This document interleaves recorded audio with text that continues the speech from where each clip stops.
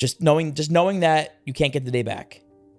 That is what everything changed for me. For a while, I didn't love myself. For a while, I put everybody first. For a while, I put everybody before me. For a while, I just did not see the value in myself. I just did things that I thought were right, or did things that I wanted to be for other people. But I never really looked out for me. 3 days before I flew out to wrestle for AEW in Seattle, my wife's mother passed away. And it's crazy. That same night, I won the Pro Wrestling Magic Junior Heavyweight Championship. And I wanted to go in the hospital room and just, sit with my mother-in-law and just show her I won this championship. Look at this, hon. Look at this. I did this. Who is Vinny Pacifico when nobody else is around? Like, how do you view yourself?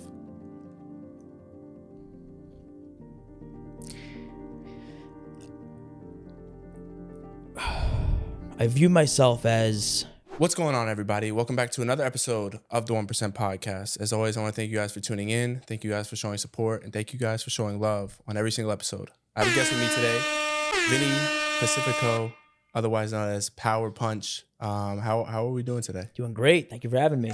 So I am a bit of a wrestling fan. I've been a wrestling fan since, I don't know, like 7, 8 years old. I had like stuffed animals that I would like wrestle with, like when you're younger and stuff like that.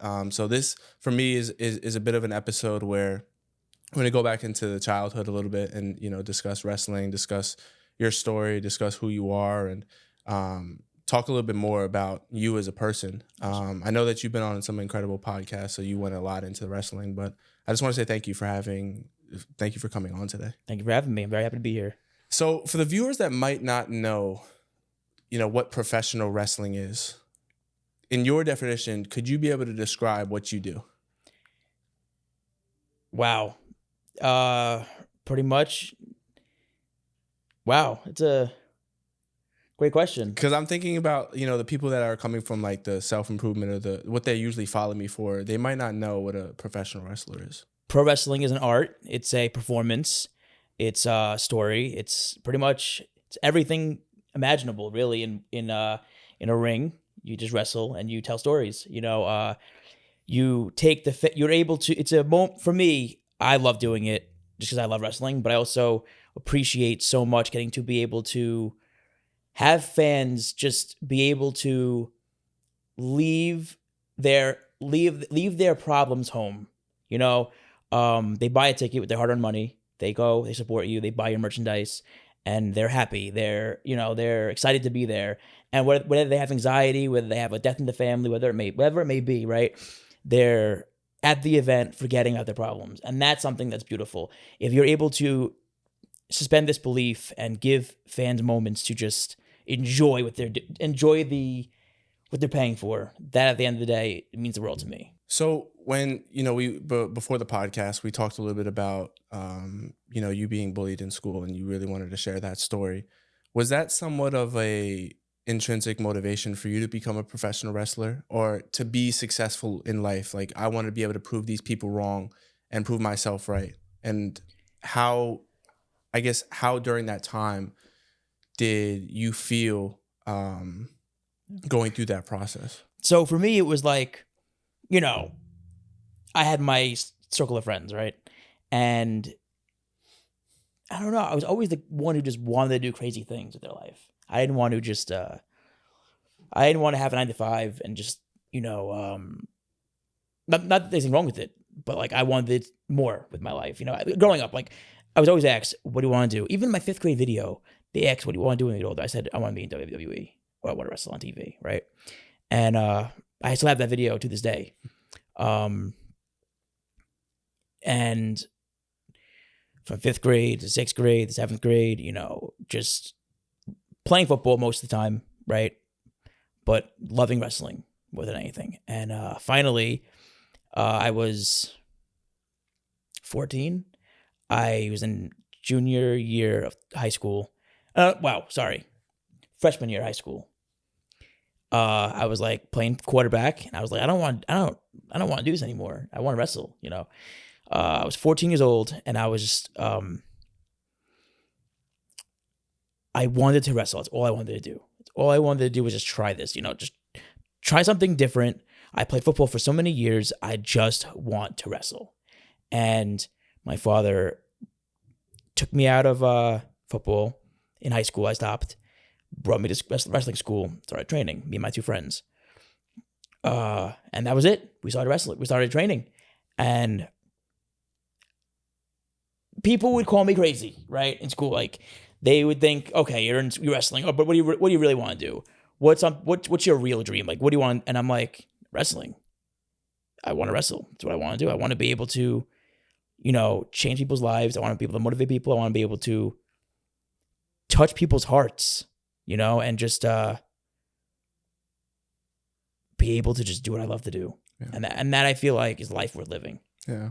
I can relate to that so much, and I resonate with that so much, because the same way where, people ask you, what do you want to do? And I tell them, I want to be a full-time podcaster. It's like the same, mm-hmm. It's the same type of like, what do you actually really want to do with your life? And I think there's a level of, you have to be comfortable with not being understood and going after that dream that you want. Mm-hmm. And not many people are going to see it, right? God gave you two eyes for a reason, because you're able to see the vision. Yep. And nobody is going to be able to see it. So obviously along the way, you're going to be having to do things that, other people may not understand, yep. or your family may not understand, or partners or friendships, whatever it may be. So I resonate with that message deeply, because I feel that same way, being it's a different way of life. It's just people either have a dream and they chase it and they will do everything they can to make that dream happen, or they have a hobby, they love doing it, and for me it was just like, I have this undying passion and I'm going to make it no matter what it takes, and no matter what obstacle is in front of me, I'm going to do it. It's just, I have so much faith in my ability, so much faith in God and my God-given ability to do what I do. And it's just, at the end of the day, I'm going to do it. And like you said, God gave you two eyes. Only you could see the end of the tunnel. But now for me, it's been such a wild journey that I'm understanding why God's putting me where He's putting me. Yeah. Do you, in that, do you feel like wrestling is your purpose, or have you identified a deeper, beyond purpose that you're still waiting to be able to understand? Wrestling will always have my heart. Number one, wrestling is everything to me, in terms of like my passions. But wrestling is a part of the brand. Power Punch, Vinny Pacifico brand is the part of it, wrestling. But now it's stemming into acting also. It's branching out into acting roles, acting opportunities, and men's mental health, roles too. So it's just like, if I could be a wrestler who gets in movies, TV shows, mental health talks, I'm all for it, And that's the beauty of what we do, is like wrestling or acting, you could do anything, as long as you're good at it, of course, and you work hard at it. But like, that's what makes, I guess you could say, I'm an entertainer, but it's not, at this point, wrestling will always be number one. Like, yes, acting roles are coming and it's amazing, but wrestling will always be the forefront of what I do. And yeah, that's kind of how I view things now. I'm viewing things as I'm a brand at this point. I'm a massive brand, and it's a snowball effect. And whatever comes. I'm excited for opportunities, but yeah, it's crazy. It's crazy what could happen when you believe in yourself and when you push yourself beyond limits, and what happens. Like, I did not think I would be in a room with Khalila Ali and Muhammad Ali's ex-wife, who's also a massive movie producer and speaker, or be in rooms with people who are movie producers. You know what I mean? Like, when I got to be in a movie recently called Frequency of Miracles. It's a very formal movie about mental health, your methods of how you do things, your mindset, stuff like that. And I got to do that. I got to be part of that film, and the people in that room are all just geniuses, and here I am, the wrestler, I got to be in that room and learn and soak up so much knowledge from these people But being a part of that film has opened up opportunities elsewhere. Now I have producers coming to me being like, you did really good, Vinny. I want to put you in this. I want to have you give me your email. So now it's like, yes, I'm a wrestler. Yes, we entertain. But there's more forms of entertainment, like movies. There's podcasting. There's comedy. There's so many different things it stems from. So if I could, I'm a wrestler, but if the brands branch out to more things, I'm all for it. And if at the end of the day, if I could, like I said, have fans forget about their problems and suspend the disbelief for a few minutes, then I'm happy. Yeah.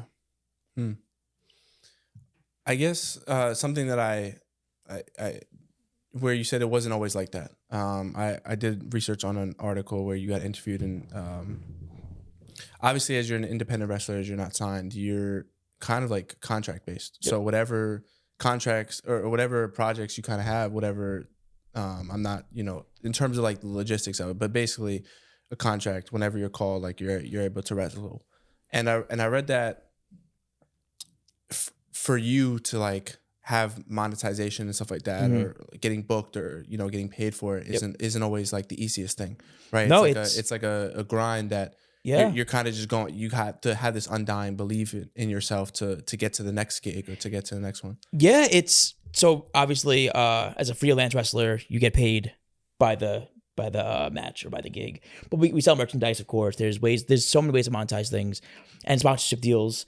As the bigger your brand gets, as a wrestler or whatever you may be, the brand deals come in, the roles come in for other things. Like if you're a comedian and you're amazing at what you do, and you get brand deals, and it will stem into other things. No matter I feel like no matter what you do, if you're amazing at it and you have an audience, things will come out of that. That's where I'm at right now, where it's like the brand deals are coming in. I'm getting emailed constantly for products to rep their brands. It just comes down to like logistics. And of course the roles. I'm getting emails for roles. I'm getting emails for appearances, whatever it may be. That is where you have to realize, like, okay, now I'm a brand. I'm not just a wrestler, doing my thing. I'm a brand who could now do many different things. And you have to be very smart about what you do, of course. And that's just, I feel like with anything, podcasting, anything you are a brand. And if you are able to crush it in what you do and build a following and grind it out, money will come. But you have to love what you do. Yeah. I believe if you love what you do, you never work a day in your life. My mom always told me that too. That's if you love what you do. I love what I do. And again, it's not easy. I wake up early. I fly out half across the country. I wrestle.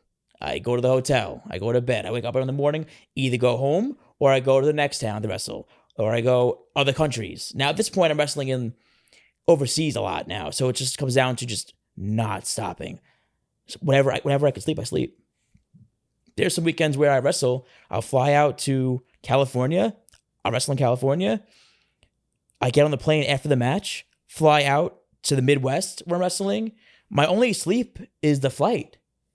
Sleep on the flight, get up. They're at the airport waiting for me. I go to the venue, get the autograph signing done, wrestle, and then I fly home. So some nights I have sleepless nights, and it's worth it. One of the hard parts sometimes could be waking up in the morning for a 10 o'clock flight, wife still sleeping on a Saturday morning, and kissing her goodbye while she's sleeping. It's sometimes gets a lot heart-wrenching, but my woman is what motivates me to become better every day. So it's all worth it to me. Even through the hard parts of the traveling, sleepless nights, bumps, bruises, whatever it may be, getting to be able to live my dream, getting to be able to support my wife or work towards that even more than I am now. It's just what I thrive to do. Yeah. You post a lot about your wife on social media. What does she mean to you? What does her belief mean to you in terms of like the wrestling career? A couple episodes ago, I posed a question that, do you believe that a good woman by your side is able to you're able to be the king outside of the world, and you're able to be successful outside of the world, but you need a solid and stable woman that is going to hold you down in terms of your belief in your dreams. And it just so happened that, a couple episodes later, I see the relationship that you have with you and your wife. What does she mean to you and your success? Avi, great question. I made a post a couple weeks ago. It says, a good woman by your side is a man's greatest weapon or partner, right? It really is.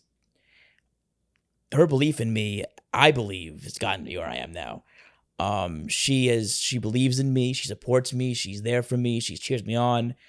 And it's just so rewarding getting to be able to take her on paid vacations, basically. Because when I'm wrestling, I'm traveling overseas, taking her with me. I just did a tour in Europe, 2 tours in Europe. I did Finland, England, France, came back for a month, wrestled in America, went back to Europe again, and did Netherlands, Romania, Hungary, and Germany. And getting to have her with me was really, really cool. It's weeks away, so I'm like, it's like weeks away from being from home. But I'm like, when I'm with her, that's home. So I could be all over the world, traveling, wrestling, doing my thing. And if she's with me, I'm still feel like home. And that's where it's like I could be anywhere. I could be anywhere in the world. I don't got to be in my house where I live. Being with the person you love most, that's home. And she makes everything feel like home for me. And she motivates me to become the best I could be and be better every day. And I'm not going to get too much in detail because it's on the wraps right now, but I got to be in something, a possible major film. And she's in it with me. And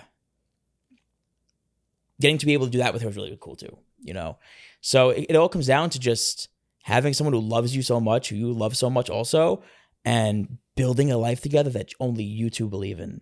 Doesn't matter what anyone says to you. Doesn't matter what your cousin Sally says, what your aunt might say, or whoever it may be.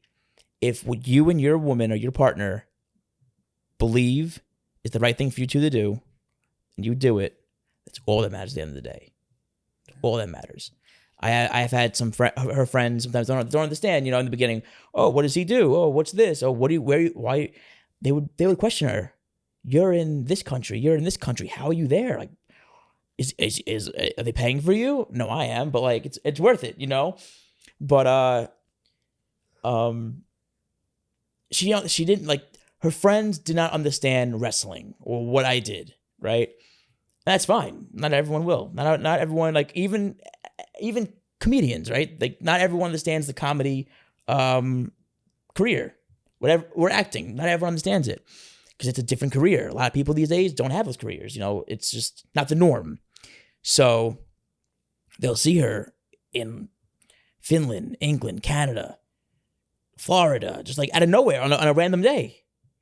And it's like, what are you doing there? And it's like, oh, with my man.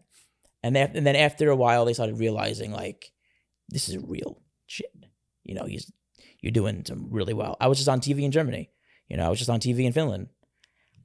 And then I was on TV in Puerto Rico the next day. It's just like, it's a crazy industry. And like I said, you're able to accomplish anything you put your mind to, especially if you have a woman by your side who loves you and will support you. How was it like for your parents, like when you told them that this is what you wanted to do? Like, obviously, as children, we want our parents to be proud of us. So we want, some type of acceptance, right? Yeah.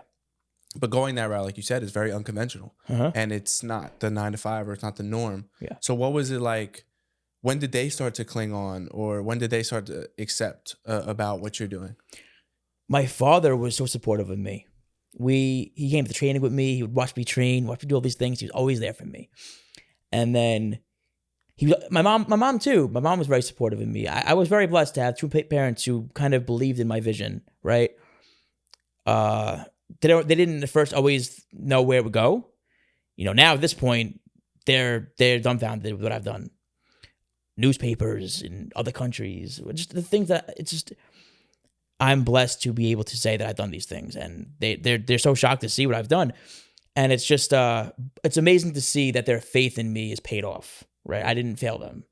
I still have a lot of work to do. I believe the job's never done, but to be able to make them proud is such a beautiful thing. I did a Ring of Honor is one of the biggest companies in the world of wrestling, and I got to work for them for a while. I was trained by them. They trained me wrestling. But also they're on television, they're pay-per-view, they're all over the world. And I had my debut at Ring of Honor on TV, and I'm like, Dad, it's happening tonight. He was like, what? He couldn't believe it. And it just happened so randomly too. Like, yeah, they trained me and stuff like that, but you have to really be really good to get opportunity. It was random. We're Baltimore in I think USBC Arena, and they're like, Vinny, you're wrestling tonight. I go, oh, that's great. I said, really? I was like 18 at the time, but to have my first time on television, like be at 18, it's like crazy. And just getting to tell him that, and him hearing me and hearing him how proud he was really cool. Fast forward to all the other things I've done. It just, everything that I tell him shocks him. But he believed in me, and that's the big part. Like, yes, things shock me sometimes. I'm some kid from Staten Island, New York, and I'm getting through these things. But at the end of the day, you have to stay grounded. You have to stay level-headed. I guess. Because at the end of the day, we're all human beings, right? You could be the most famous person. You could be doing everything in the world. We're still people. We still wake up in the morning, go to sleep like people. We're human beings, every single one of us. So you could have it all and you could lose it all. So I believe you always stay humble, always stay level-headed. And that's something that my father always taught me. He's very proud of me. My father's an amazing man, a firefighter, by the way. So he inspires me. He works so hard. Retired now, but he worked very, very hard. But he always taught me to stay level-headed. Know at the end of the day that what you're doing matters. And if you work hard, things will happen. And he raised me that way. He raised me to have very nice family values, and I'm very grateful for him. I think what was interesting about your journey is that you've been doing it for 10 years and you're only 25 years old. Mm-hmm. Like, I think that's the most impressive thing, is that you have all of these matches that you've done, and yet you're still so young and still so early in your career, even though for you, it might feel like it's late, 10 years of work, right? Mm-hmm. That's a lot of matches. That's a lot of level of experience. Yeah. But I think that makes you different in a way where, yeah, since you are so young, but you could also be a vet in like some locker rooms. Exactly. And it's a lot of the time nowadays, people come to me for advice. Hey, Vinny, I have a match tonight. Can you watch my match tonight? And I always make sure if someone's asking my advice, asking me to watch their match, asking me for feedback, I will always give them my best to do that every time, because I feel like if you're trusting me with that, I'm going to give you the best.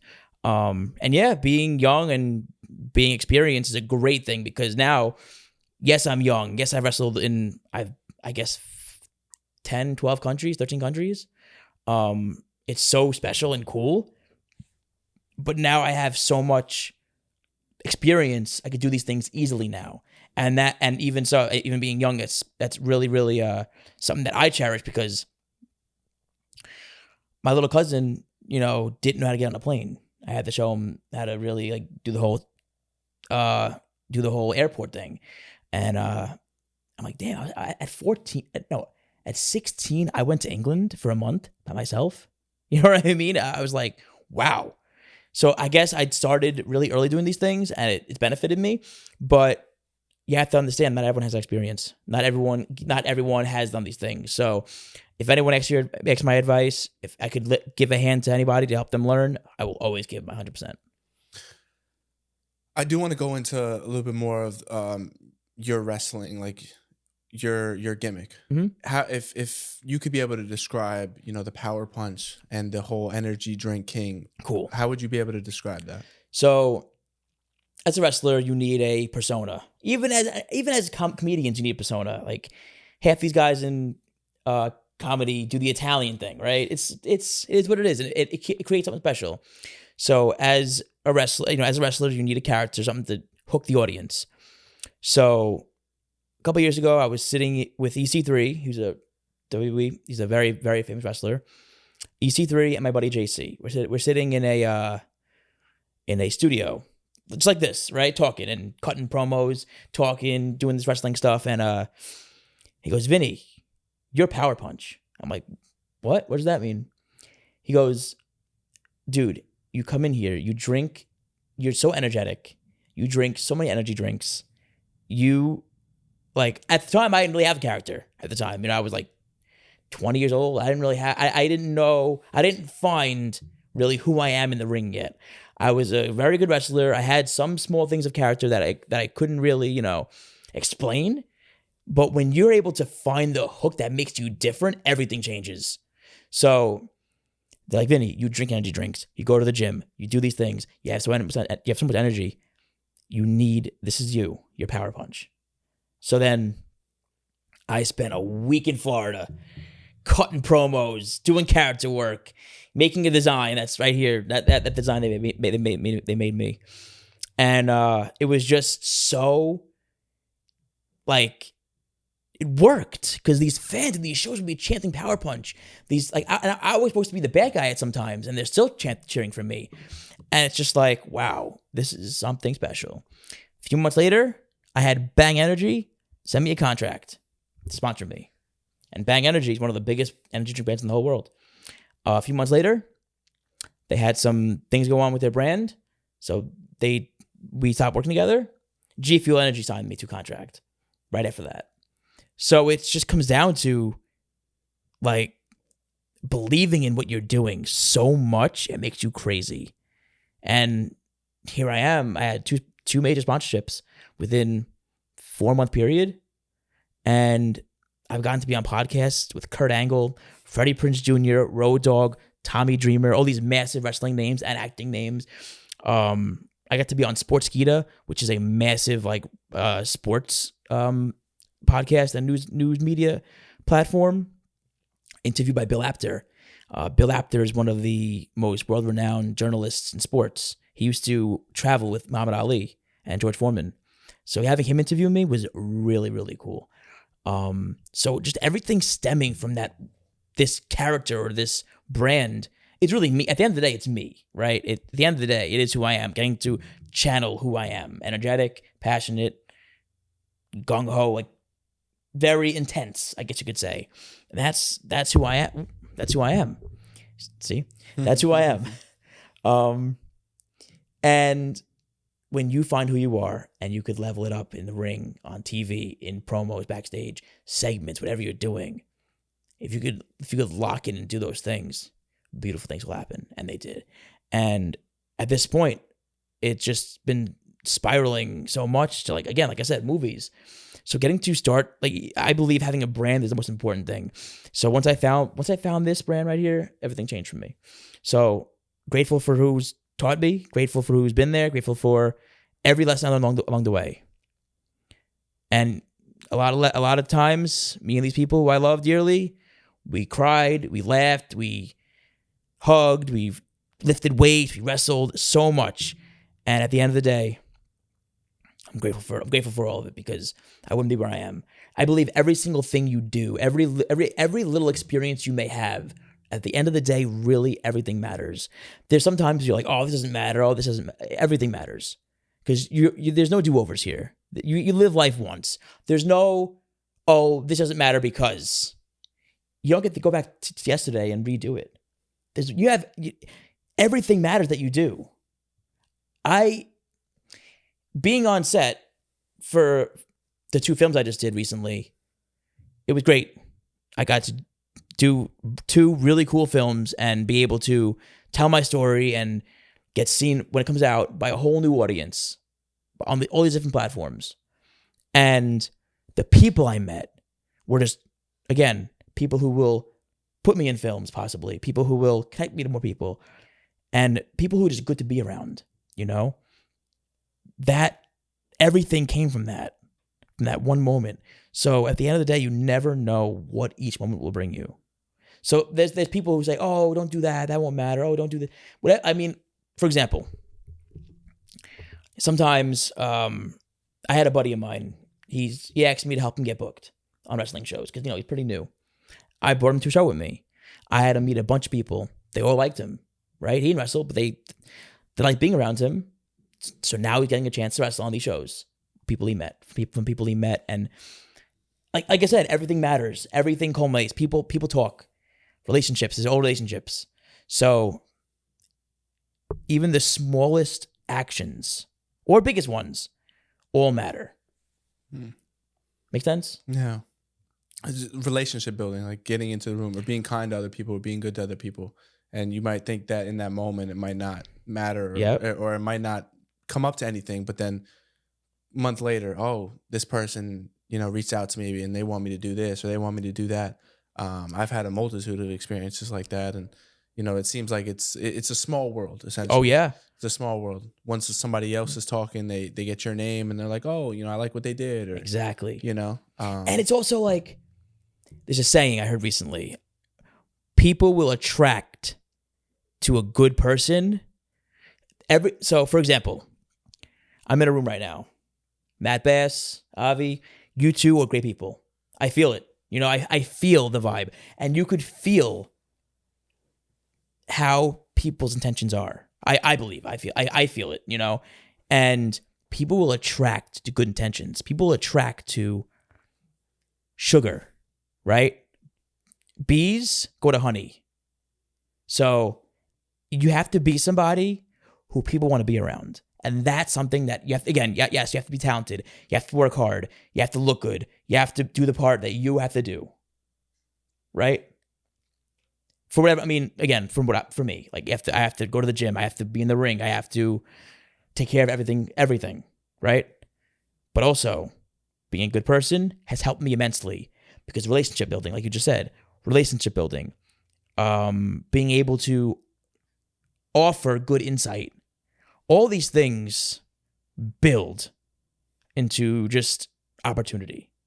And that's something that I believe you have to be open for. Mm-hmm. You spoke a little bit earlier about the gimmick, how important that is. And there's so many wrestlers that I could think of right now. Undertaker, Stone Cold, Steve Austin, Kane, like all of these people didn't have their gimmick until it was presented. How much do you believe how important it is, do you believe, to have that gimmick that kind of just sticks with you, like that's able to propel you? Like John Cena is a good example. No, I think it's very important in, again, wrestling, entertainment, have a great gimmick and have something that works for you. But let's just say I get called by WWE. They may want to change my gimmick, right? You have to be able to adapt and change what you're doing, right? Like at first, I had to tap into who I am to become Power Punch, to really get the brand and find out what Power Punch really means, Because again, when you're living, you don't know how people perceive you, right? People perceived me this way and told me, "Hey, Vinny, this is who you are. This is Power Punch. This is what your brand needs to be because it's authentic." And then I was like, okay, so this is how I'm viewed. I talk fast. I'm very quick-witted, and it's just like energetic. That is who Power Punch is. And once I channeled that, that's when everything really came for me. So you have to know, you have to believe in what you're doing. You have to believe 100% in what you're doing will work. But you have to be able to adapt to other opportunities, to other people's beliefs. If someone says to me, "Vinny, I want you to go out tonight and play Batman," I have to be able to be talented enough to change up everything I know and play Batman. You know what I'm saying? Yeah. So you have to be adaptable. And that's something that I believe I'm able to do. Yeah, that was my follow-up. Like, how hard is it to just switch your gimmick? Like, you've been doing this for so long now, and it's like, how you have to live the character like outside of the ring itself. Like, how do you practice the gimmick once it's changed? Well, the gimmick is really who I am times 10. Yeah. So it's really easy to do because, again, I'm very energetic. I'm very passionate. I'm very intense. I'm very strong. I'm very funny. I'm very goofy. I'm very naive sometimes, quick-witted. That's what Power Punch really is, and it's authentic, and people believe it. People have fun watching it. Mm-hmm. That's why it's really worked out for me. But I've had times where they tell me, "Vinny, I need you to go out tonight. No energy drink in hand. I need you to go out there and be a bad guy and get the fans to hate you." And I do it. So I guess it can be hard, but at the end of the day, if you're talented and you are really good at what you do and you're good enough, you can do anything. Who's somebody you'd like to wrestle now? Like Matt Cardona. Yeah. That's the number one on your list. As of right now, yes. Is there a top 3 that you have besides Cardona? Well, dream match of all time is Bryan Danielson. Yeah. number one always. He's inspired me to be a wrestler, right? But as of right now, Matt Cardona, he is phenomenal at what he does. He's a great person. He's a money machine. He's killing it out there. He's doing a million different things. He's doing great. So he's somebody I want to wrestle. And him and I think we're very similar because we love Disney. We love Star Wars. We love, I don't collect action figures as much, but he does. But like, we love that, like, fun stuff. So I think we'd have a really fun match where we could just channel different things that would be just fun, But yeah, Matt Cardona is like one of the most fun wrestlers to watch for me lately. So yeah, that's my dream match, Matt Cardona. How close do you think you are to, you did some work in New Japan, AEW. How close do you believe you are to the AEWs, the NXTs, the WWEs? Like, you even had the... I've worked for every major company there is in wrestling besides TNA. I think it's a phone call away. I think it's one opportunity away. It's one yes away. But at the same time, at the moment, there's so much that I'm focused on right now that are things that are really building my brand, so that like I'm not focusing on. I was for a long time the when, right? But I'm focusing on, again, since movies have came my way, TV shows have came my way, mental health speaking has came my way. So much opportunity has came my way that will help wrestling, right? Because wrestling, again, I believe if I landed a major acting role, that'll help my brand grow. That helps wrestling. So, yes, I always worry about, when am I getting it? When am I getting, you know what I'm saying? But also, a lot of the time, these guys are hiring 30-year-olds. You know what I'm saying? So, I would love to be signed right now. But I believe my time will come. I believe time is everything. There is a time and place for everything. I feel like wrestling right now is in a weird place where, there's ups and downs, right?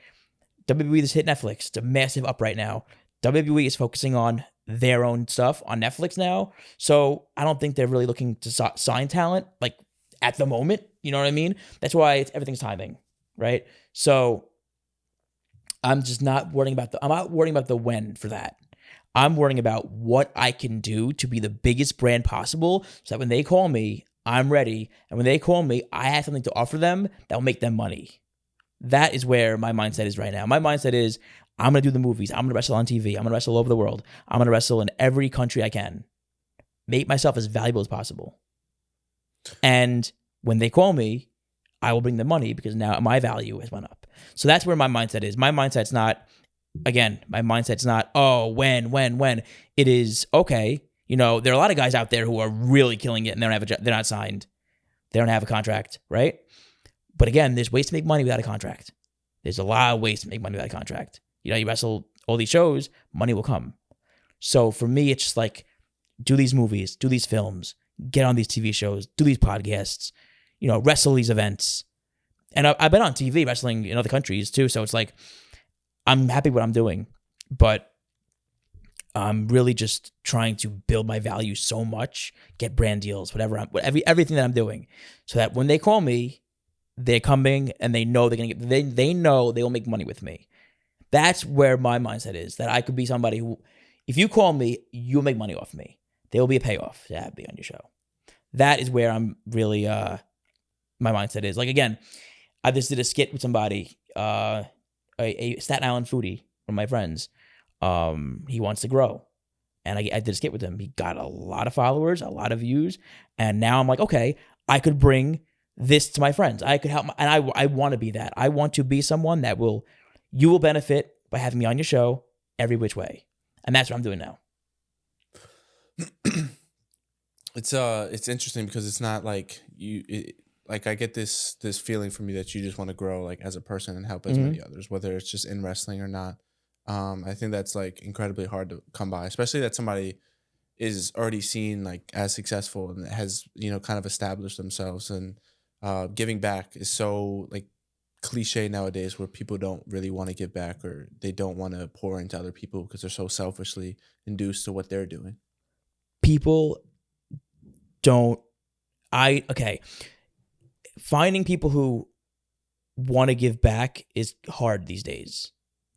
For me personally, I always try and give back or want to give back because I believe that, I had someone put me in that movie, right? Or put me in a film, put me in positions to be great. And that wasn't handed to me.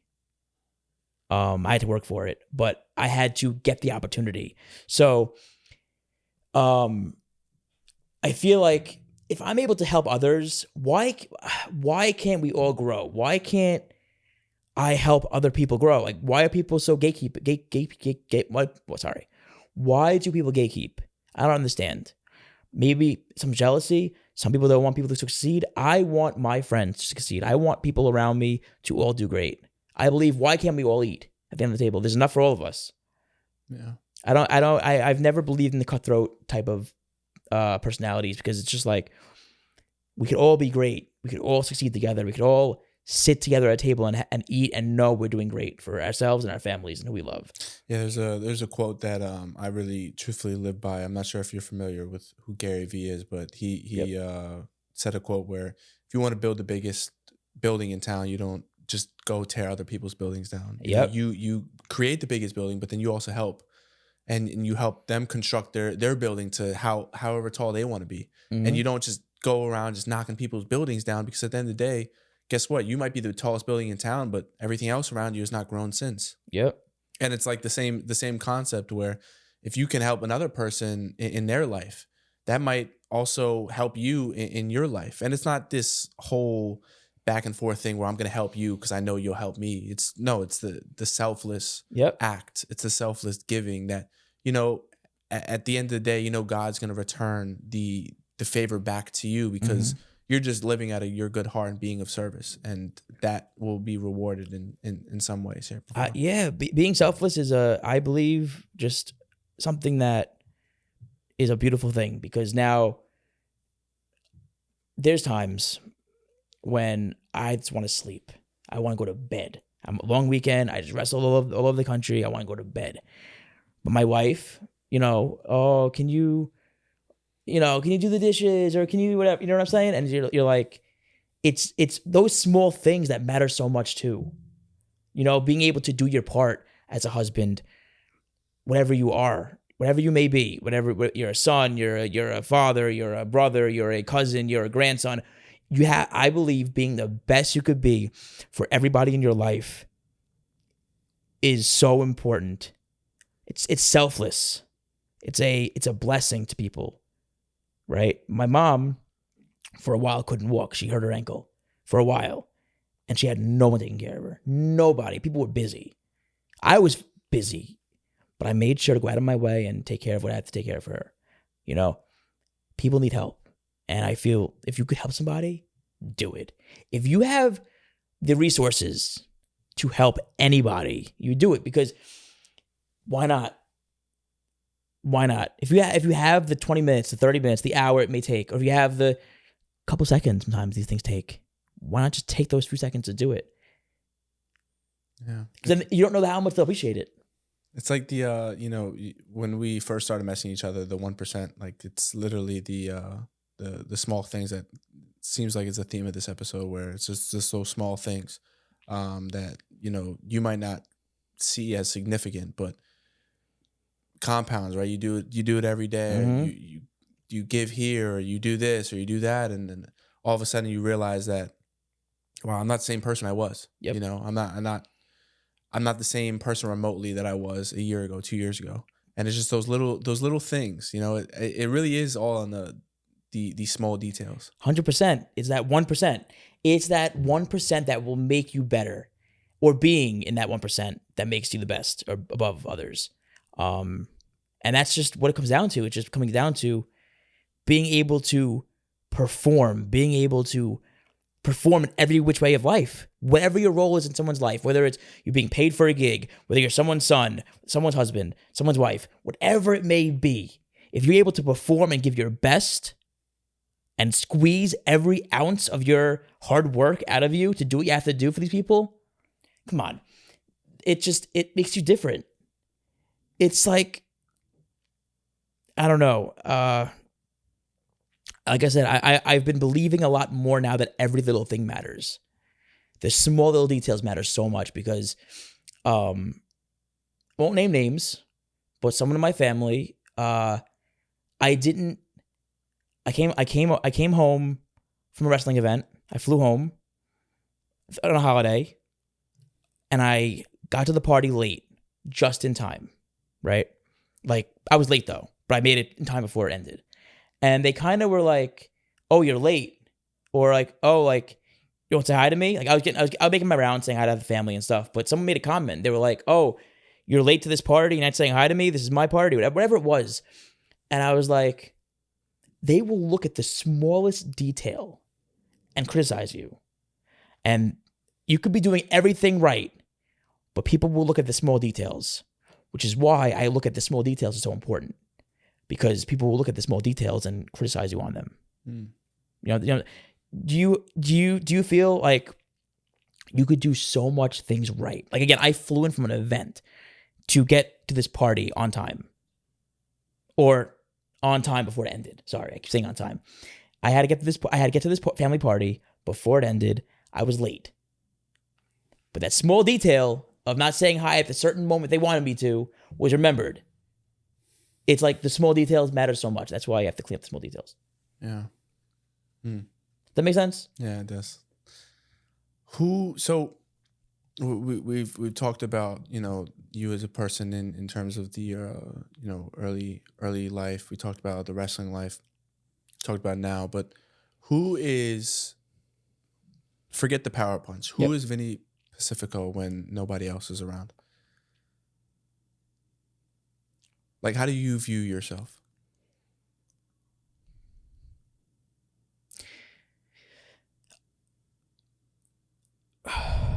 I view myself as, I've had to come to terms with loving myself. For a while, I didn't love myself. For a while, I put everybody first. For a while, I put everybody before me. For a while, I just did not see the value in myself. I just did things that I thought were right, or did things that I wanted to be for other people. But I never really looked out for me. I had to love myself. I had to learn to love myself. I had to learn to see the value in what I offer others and whatever it may be. And it was just like, I still am never satisfied. I always want more. I always want to do better. I always want to be better. I always want to achieve more. Always. Every day of my life, I wake up, I have a checkbook of things that I do. I have to get this done, this done, this done, this done. I have to do this. Like, I am very, very meticulous when it comes to what I do and my goals. But, so yeah, I've learned to love myself, because that self-love will make you learn so much about yourself and others around you. Because you'll see people take advantage of you so much. People will take advantage of you. They don't care. They do not care. So when you love yourself, you're able to recognize these people who will walk all over you. And that changed once I learned to love myself and really put faith into my value and what I could do. In general, in all assets of life, I kind of just a lot of people alienated. They kind of like disappeared. They're like, oh. People would take advantage, and lost a lot of friends because I was very easy to be walked on. I was always doing things for people. I was always, there are a few times where I would just pay for dinner for everybody. That one time you don't pay for dinner, like I mean, in a friends group, we're at dinner. I have a few of my friends there. I paid for everybody. This is like a while ago, years ago, and the one time I didn't do it. The next time they wanted to hang out, they weren't available. They didn't want to hang out anymore. So once you see like the people, once you love yourself and you're able to look in the mirror and love who you are and find value in yourself, you will see people who take advantage of you and people who don't want the best for you begin to separate. And now people in my life, I cherish them so much. My buddy Rhett, my buddy Cheeseburger, his name is Brendel. That's his character. I call him Cheeseburger though. That's what he is to me. My wife, my manager Tony. These people are just my buddy JC, who's one of my best friends ever. These people are the ones who matter so much to me, because it's not about what I could give them all the time. It's about the love we have for each other and the intentions we have for each other. And when you have that, it's a beautiful thing. It's a beautiful thing. I guess something that you kind of alluded to is that you've been through some experiences. So I guess for me to know you more and for the audience to know you more, what's an experience that has altered your perception of life? Experience that changed everything for me was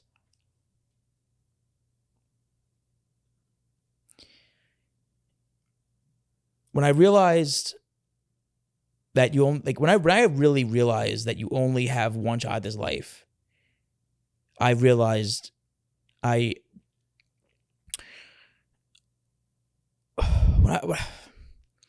friends being selfish, really, friends who, disappear from your life because what you can't give them anymore is like very eye-opening to me, Also, again, when you realize that you only have one chance at this life and every decision you make will matter in the end of the day, that's something that really is like crazy to me. What I eat today, what I do in the gym today, what I text my friends today, every little thing will matter in the future. If I let's say, if I wake up in the morning and I go eat cookies at breakfast, right? And I get called to be on TV Saturday, which I am Saturday. I'm going to go wrestle in Texas.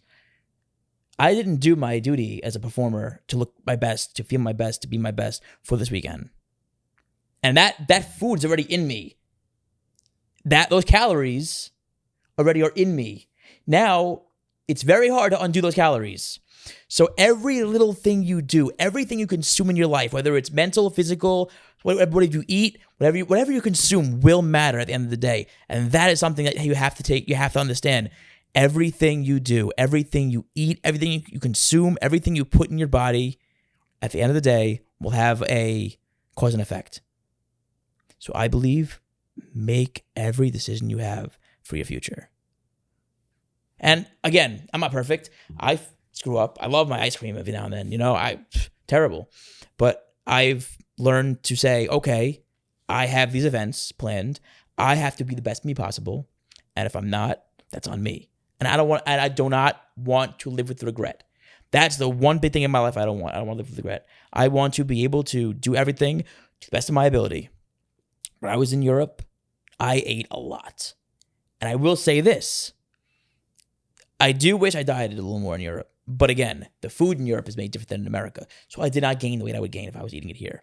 But like I said, there's acceptance for every rule. If you want to splurge out in your diet, go ahead. There's always exceptions, right? But small steps and small things in what you do will all add up.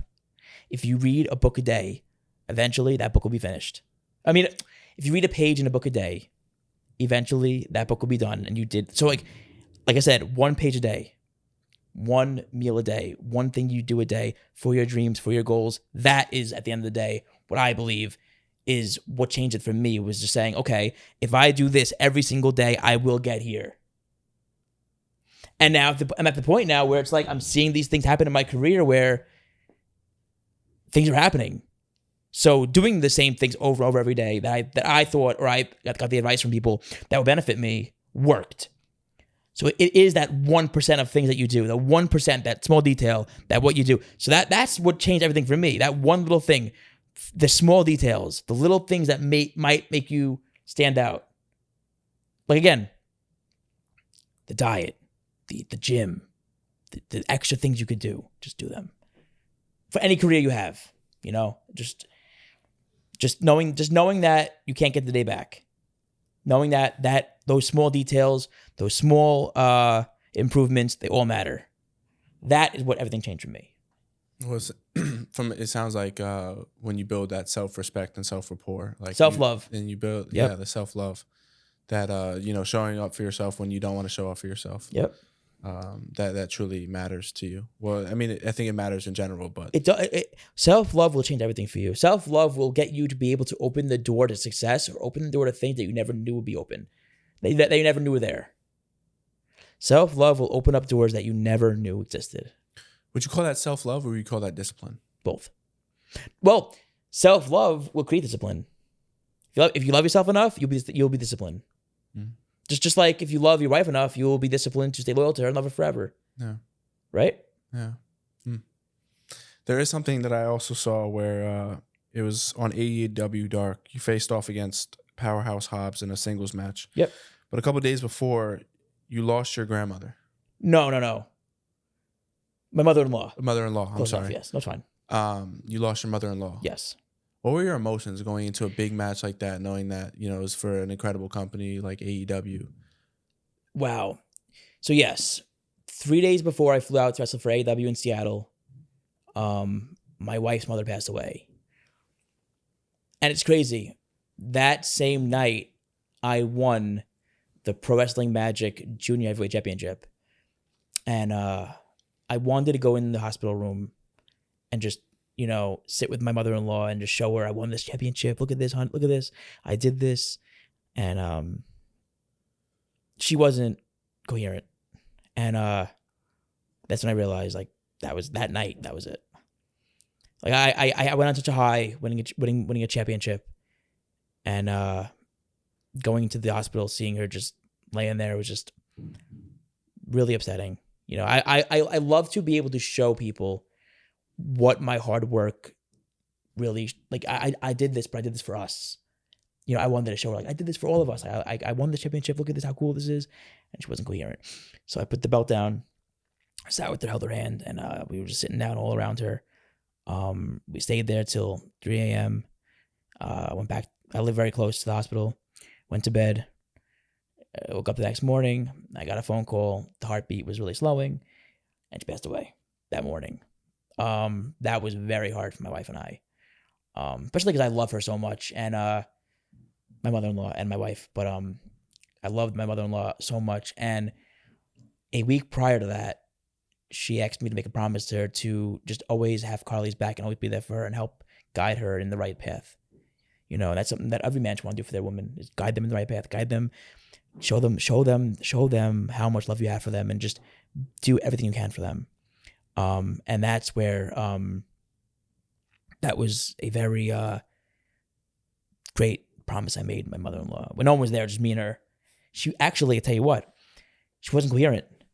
The week prior, sorry, I went on a tangent. The week prior, my mother-in-law was laying in bed, not coherent. The doctors left the room. She called me next to her to make her that promise. And that was really cool. You know, that was really cool where I was like, I promise, you know, like just really, it was weird because, like, she was not coherent, and then she immediately was. Maybe she was just, you know, waiting to leave the room, but I made the promise to her. I gave her a hug. And then the week later, I came in, she passed away the next morning, and I was booked for AEW 3 days later in Seattle. And my wife was like, go do it. Go chase that dream. Do what you have to do. Crush it. This is what you worked for, you know. And that's a woman who loves you. That's a supportive woman. A woman who will tell you on the day her mother died, 3 days later, to go and wrestle on television and go do your best and kill it. That's not common. And I missed the funeral too. I was the same week with the funeral. And that was rough, you know, a rough time. But I did my duty as a husband, as a talent. I just did my best, and yeah, that was tough. That was a rough time for all of us. But I came home and I continued to be the husband, or the fiance at the time, what I have for my wife, and just was there for whatever she needed, because it was losing your mother is a very hard thing, and I saw it firsthand in my wife. And it was very hard for me to even lose my mother-in-law, because I loved her to death. She was amazing. Yeah. Mm. Sometimes the bill of success is like, it sometimes can be a long laundry list, and it's those little things that we often, you know, we wonder, what do we have to give for success? Like, what do we have to sacrifice for success? And sometimes it's those little things, like just not showing up to the funeral. And I'm sorry that was like an experience. That's rough. How many wives would tell their husband to go take the opportunity over being at their mother's funeral? You know what I mean? And that actually something that really I noticed, or I took notice to recently more than like when it happened. When it happened, my mind was all over the place. My mind was work hard, succeed, be there for my wife, do what I have to do. But looking back at it, if one of my parents passed away, I would want my wife with me 100%. I would not want her to go do anything else but be with me. You know, that's my rock. So the fact that I wasn't there when she needed me most is pretty upsetting. And well, I mean, I'll play devil's advocate. Don't you think that's the greatest act of love, right? Like, I'm going to. Yeah. It's okay. Like, I know you got to do this, you know? Like, it's the greatest act of love. It's like, you know, you see on all those movies, like, I know we have to break up because I got this job offer or whatever. Something that just dramatically happens. Like, you have to kind of, I feel like, not accept it, but like, I want to offer, like, don't you think that's also like one of the greatest acts of love? I do. It was a beautiful act of love for her to tell me to go have this massive opportunity and chase this dream. And because again, at the end of the day, whatever I do benefits me and my wife, right? So it was it was a great act of love, and selfless of her to do that for me. And again, that's where I go, selfless. That's a massive. Being selfless is it's a blessing and a curse, can be, but being selfless in the right moments is a beautiful thing and something that could benefit others around you. And I'm lucky to have this woman I have, right? And like I said, a woman who will be selfless with you and do everything for you and support you and love you and motivate you is something that money cannot buy. And it's a true blessing. And it's something that I will give a lot of my credit to my success for that. Do you want to get a time check? What's the time we at right now? 1 hour? It's 1 hour? Okay. A little longer. Yeah. How am I doing? Good? Yeah. It's it doesn't seem like it's your first rodeo. Obviously you do, you cut promos, you do Are we live right now? Yeah. Oh, continue, sorry. But that's interesting. I mean, I haven't lost anybody to life or to. I haven't lost anybody. I mean, I've lost, like I've said in the past, like friendships, relationships, but I haven't lost anybody like to death or. It's not easy. Yeah. It's a very hard thing, and that's it again. That's another lesson I learned. Take the time with people you love most, because you never know. You never know when that time's gonna come for them. My mother-in-law, she had cancer for like 3 years, and thank God she lasted that long, right? She had stage 4 and stage 3 cancer in too much of her body, and she lasted that long. It was a beautiful thing to have her that long with us, But it was beautiful to have her there for all these things. I just wish she was there for our wedding. That's the one thing she wanted, was to be there at our wedding, and she didn't make it. We were going to get married in the hospital for her, but we just didn't come around to it. It was planning and whatever, but it's not an easy thing. It's not death is a very brutal, real thing, and that's something that when you're with your loved ones, take a step back and really just cherish the moments. I'll say it right now. Partially regret, how I handled the holidays this year. I worked my ass off this holiday season. So December was a massive month for me. I wrestled on TV in Puerto Rico. I wrestled on a bunch of places. I just did the European tour. Came back from Europe. I filmed 2 movies and the men's mental health segment for the TV show coming up. And I had some other meetings that were very massive, and everything had to stop mid-December until New Year's, right? So I had all this great opportunity, hard work, meetings, business happening, where the breakthrough is like inches away. And then like the major brands that we're talking to all had to stop for the holidays. Right. And I was just like, I wanted to keep working hard. I wanted to push through. I was like, damn, these holidays, I did not, I did not take these holidays as a time to rest. I worked. I did the podcast with Bill Apter at 11:30 p.m. Christmas Eve. And Christmas Eve is when we celebrate. Mm-hmm. So I was not there for that. Christmas Day, I was in the gym for 3 hours, and did a podcast.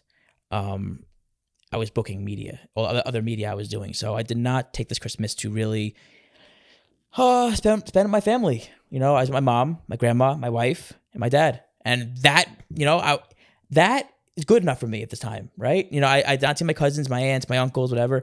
But I kind of just was with my wife, my parents, my grandma, sister, and my brother-in-law, and I was happy. That for me was where I'm grateful. I do regret not going to all the other parties that were also, when I'm on Christmas, I'm always split up. I go to all these different parties because I have a lot of family. I partially regret not being at those parties, but I do know that for the betterment of my future, that I needed to do the work to do this work that I had planned and what I was doing, and also prepare myself for when everything starts back up in the new year, like now, that all these movies, meetings, media, whatever it may be, I'm ready for it. I'm more valuable for it. So I regret not being and seeing my whole family the whole Christmas time. But I know for the greater good, the work that I did, the effort that I put, and the opportunities that I was able to accomplish during that time while people were also taking time off was beneficial. So, double-edged sword. But I was able to be with my mom, my dad, my wife, my father-in-law, my brother-in-law, my sister, and my grandma. And that, again, like I said, that is where I'm grateful. Did you feel like you lost momentum though in terms of like talking to all these brands and? Oh my gosh. At the time I did, and I was going crazy about it. But I will say not as much because, I did Sportskeeda and they have like 9 million followers all over the world. They're a massive, massive media outlet. And they're putting out articles still from that interview, Christmas Eve. They're still putting out articles about me. And the articles are being picked up in Brazil, other countries, Spain. So it's like, the meetings took a little pause. It's a little annoying, a little frustrating, but I know what I did in between really helped, So I think that, yes, there was a little bit of a pause during the holidays for everything, but I made sure to do everything that I can do in my power to continue my own momentum, my own progress, and do what I can do. So when the holidays do end, I am more than prepared for whatever's needed of me, and that's something that I feel like I did my best at. So, like I said, I do wish I kind of sat back with the holidays and enjoyed more time with my family, and I kind of just got to, I was very uptight. I was not resting. I was not being able to relax. There was no resting whatsoever in the holidays. And I kind of wish, like I said, partially, I wish I was able to do that. And I was able to turn my mind off for a minute. But I kind of I think for the greater good of my future, my wife's future, and my whole family too, because, my success, I want to help my family. That's something I want to do. So I believe I did the right thing. And like I said, I did 5 podcasts or 3 podcasts and booked 2 podcasts. I booked one. Again, there's a lot. And again, sometimes booking these podcasts take a little while of back and forth contact, whatever. So they're meetings. And I booked an interview for next Monday. It will air on iHeartRadio in over 60 different cities in America. So that's kind of like cool. And that's something I'm like, damn, I did that during the holidays. So yes, things took a pause, but now when they happen, it's going to be really cool again. So yeah, that's how I feel. Well, we got to know a lot about you today. We got to know a lot about, you just as a person, you as a wrestler, like where you want yourself to be, your values, your ethics, your characteristics. I got to know a lot about you. So I just want to say thank you for coming on today. It was an absolute pleasure. Thank you for having me. I had a great time. Getting to be able to peel back into who I am as a person is special.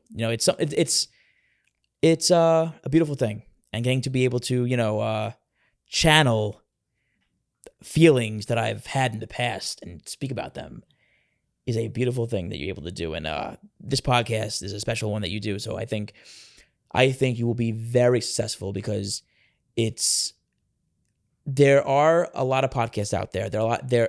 I believe there's a lot of wrestlers, a lot of comedians, a lot of podcasts, or a lot of actors. There's a lot of things out there.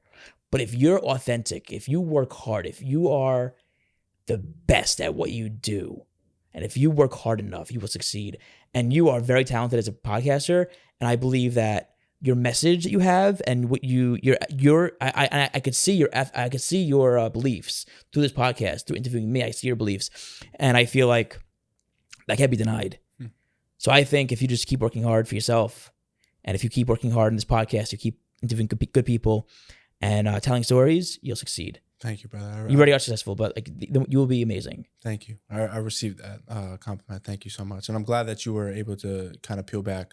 I think as men, we don't really, talk about a lot of the things that we got going on, or just our mind space. Like we're always so focused on the next thing, but I'm glad that you were able to share it with me, and I'm grateful that you were able to share it with me. Oh, thank you. No, it was amazing. It was a little emotional, about my mother-in-law, but definitely, like I said, special to be able to go back in these times and just it brings out a new motivation. Now that I mentioned my mother-in-law, I haven't had those feelings for a little while, like of just that deep sadness that I had. That made me really sad before, and now I want to go to the gym again. So it's like sometimes being able to peel back is gonna really set you forward. Thank you again, Vinny. No, thank you.